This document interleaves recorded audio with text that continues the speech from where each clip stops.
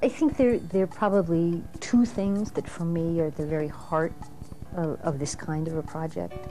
One is the expectation that numbers of students, not just a few, could imagine, could think, could write. And secondly, the notion that a group of teachers could join together to make that possible. The teaching's not an isolated piece of work. It's a collaboration which can work that kind of social change.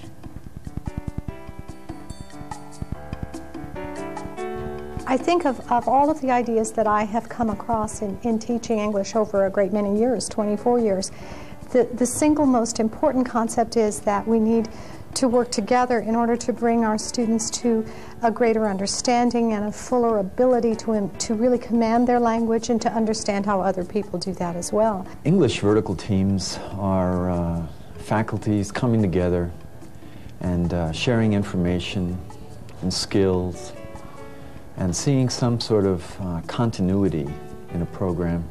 English vertical teams is a wonderful vertical way in which to bring teachers together for common goals.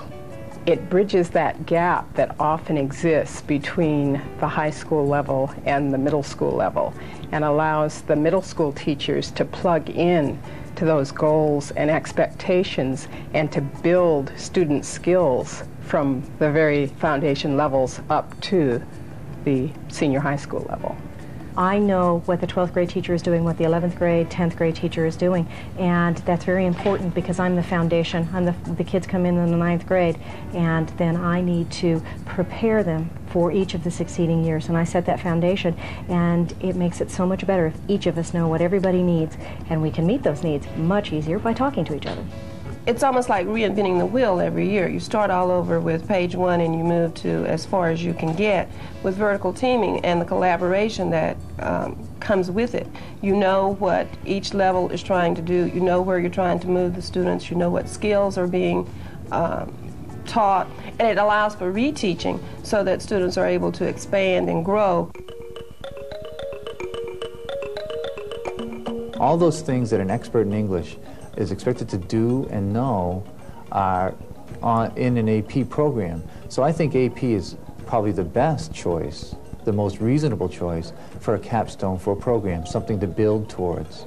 The teacher who is teaching the 6th grade knows how to teach a 6th grade student and knows how to prepare that student for the 7th and the 8th. It is pre-AP, in other words. So as long as that team is working well, then the 6th grade teacher is doing her or his job very well. The middle school is a really important part of the team. It's a part that is often ignored, especially when we're looking at advanced placement as the final result of an exam at the end. But the middle school is where the concepts associated with AP examinations really can take form. And the middle school, I would say, is the most integral or most important part of the whole team. The vertical teams will help support that opportunity for more students. It will not be as exclusive, I want to say, as maybe it had been in the past, where maybe you only had 1 or 2 sections, groups of children who were able to take advanced placement courses.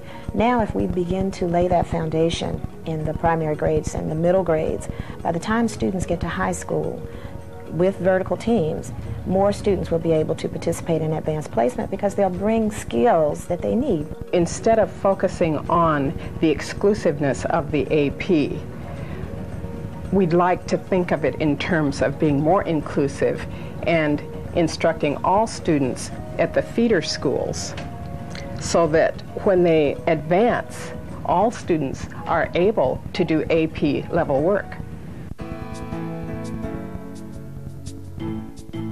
Membership of the English vertical team is very important. I believe that it should include naturally the AP teacher at the high school level and supporting teachers at all grades through 7th grade or middle school, however that's defined. I would even encourage including elementary teachers at some point. I think the counselor at the high school is a vital ingredient, as well as administrative support. All persons should understand the function of the team and be able to work together per the content area.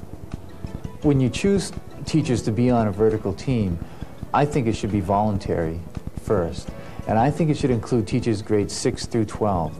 And the grades 6, 7, and 8 are crucial to the success of any vertical team.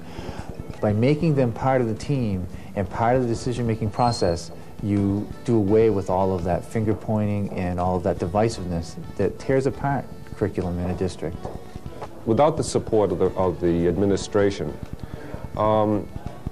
it isn't regular, it isn't planned, and so the administration has to find time to let teachers meet together, to make it a legitimate part of the total school program, the school year, I should say. Build in days, for instance, when these teachers can meet, allow some of curriculum money, teacher development money to go for the summer program. Yeah, I think that is crucial that it has that the English vertical teams have the support of the administration particularly. The Vertical Teams Guide is a very helpful source for topics of discussion. It is not a guide to teaching English. It should not be seen as a curriculum. It should be a source of topics and ideas and research that teachers can sit down at the table and talk about. The English Vertical Teams Guide can be used to spawn discussions within a department or among a vertical team. The guide offers a philosophy of vertical teams and how to set one up, but also provides some very helpful suggestions on how to address certain topics, grades 6 through 12. The purpose of the guide, English Vertical Team Guide, is not to tell teachers how to teach. It is to identify those areas that we think are difficult, are areas that teachers need support on, that they need to discuss in detail. They're there really as examples of the kinds of topics that can be discussed at English Vertical Teams meetings. When I thumbed through the table of contents, I looked at some of the things like syntax. That is such a vague term. And then when we started to talk about it, and here I am, an English teacher, but how often do I go in a classroom and say, today we're going to study syntax? But when we started to talk about how you weave syntax, which is really teaching students to look at writing, to look at the sentence structure, to look at the kinds of words that a writer uses and try to determine why. These are things that we might overlook as English teachers, and the guide really makes you stop and have to re-examine again. What am I teaching? Why am I teaching? Am I teaching the right thing? The topics they've chosen, they seem almost singular tone. Instead of teaching the novel, or point of view instead of teaching the nonfiction essay. Instead, what they've done is take the larger pieces of every piece of literature and give you sort of a way of attacking those from a different angle. We're not writing the be-all, end-all how to teach English textbook, but rather offering a series of suggestions of topics that any vertical team might want to explore, and then focusing a little more intensely on some areas that have been common difficulty for teachers always and in every situation. For example, the chapter on poetry is always a challenge. I think at every level it's a challenge, and so giving some ideas about how to cope with poetry, and certainly suggesting that those techniques would be the subject of a good discussion at the vertical team. I think the real beneficiaries of English vertical team training, certainly beyond the teachers, and that's very important to create a whole cadre of teachers. I think the students are the ultimate beneficiaries. I think it's very important for them to get that kind of critical intellectual thinking at a young age and bring it to the high school AP experience, but beyond that, to become lifelong learners, to look at their world very critically and analyze how style, how the how of what we do contributes to the what of what we do. English vertical teams benefit every student at every level. Again, if you know what your goal is, you know where the students have come from, you can do much better job educating each of those individuals. And in fact, I think probably for the basic students, or the developmental or whatever they're called, they benefit almost more than the AP students because there's a sense of community, a sense of belonging, the same that the AP students have, a sense of here we're going, here's what we need to do, here's where we've been, and eliminating again all of that repetition that bogs us down, and a sense of creating that whole person. I think it's a great thing for the college-bound student because you're going to make sure that certain skills and objectives are taken care of. But it's far-reaching. It's a marvelous thing for the vocationally bound student. I mean, if we were working on a layering of skills and we had teachers working together to team up what those layering of skills would be, you know, how much better would our society be? We have kids that go from one teacher to another teacher who, you know, they're going to do something totally new and totally different and take a totally different direction. If they can sort of see the end of the road at the beginning of the road, you're a lot more likely to walk down the road. I really see vertical teams as helping the kid, and advanced placement helping the kid become a real problem solver. Whether or not they read the Scarlet Letter is of no consequence.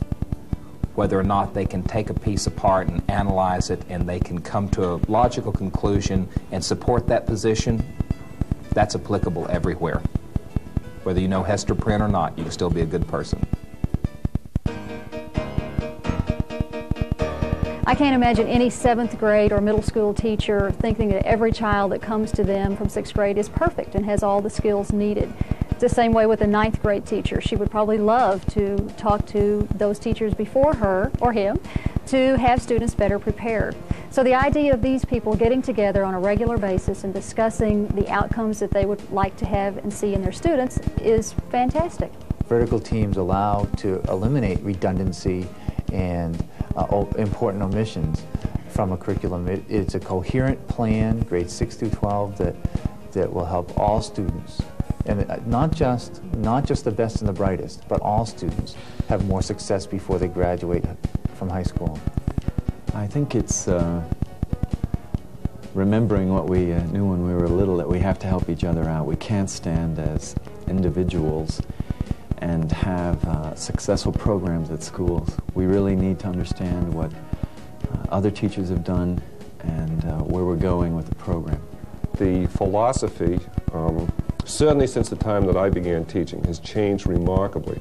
Because when I started teaching English, the curriculum was textbooks. I covered X number of texts in the course of the year, and that was the curriculum.